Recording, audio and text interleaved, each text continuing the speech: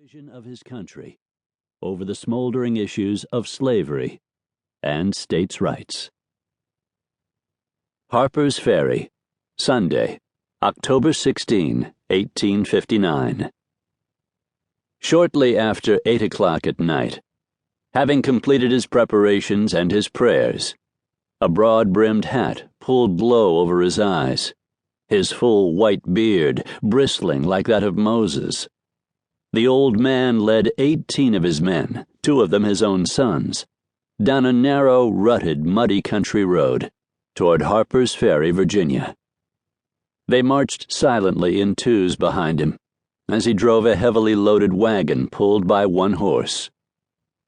The members of his army had assembled there during the summer and early autumn, hiding away from possibly inquisitive neighbors and learning how to handle their weapons.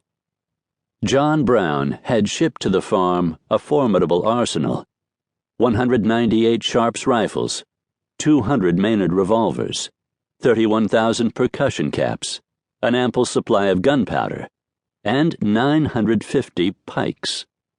The pikes Brown had ordered from a blacksmith in Connecticut 2 years earlier.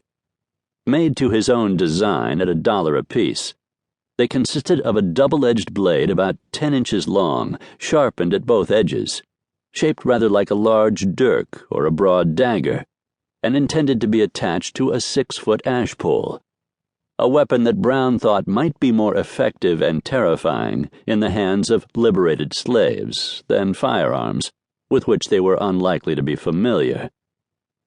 Brown's reputation as the apostle of the sword of Gideon had been made, for better or for worse, in the widespread guerrilla warfare and anarchy of Bleeding, Kansas, where pro-slavery freebooters from Missouri clashed repeatedly with free soilers, settlers who were vigorously opposed to the extension of slavery into the territory. Southerners were equally determined to prevent a free state on the border of Missouri, which might render this species of property, a current euphemism for slaves, insecure. Violence was widespread and took many forms, from assassination, arson, lynching, skirmishes, and bushwhacking, to small battles complete with artillery. Brown had been responsible for the murder of 5 pro-slavery settlers at Pottawatomie Creek, in revenge for the sacking of the anti-slavery town of Lawrence, Kansas. They had been dragged from their homes in the middle of the night and butchered with broadswords. Brown led the killers, who included 2 of his sons, and may have given the coup de grace to one of the victims.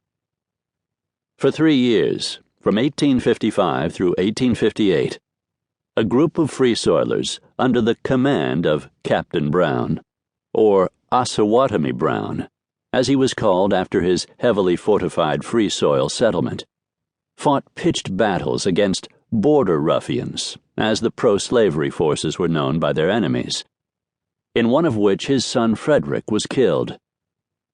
Brown achieved fame bordering on idolatry among abolitionists in the North for his exploits as a guerrilla fighter in Kansas, culminating in a daring raid during the course of which he liberated 11 slaves from their masters in Missouri, and, evading pursuit despite a price on his head, transported them all the way to freedom across the border in Canada in midwinter.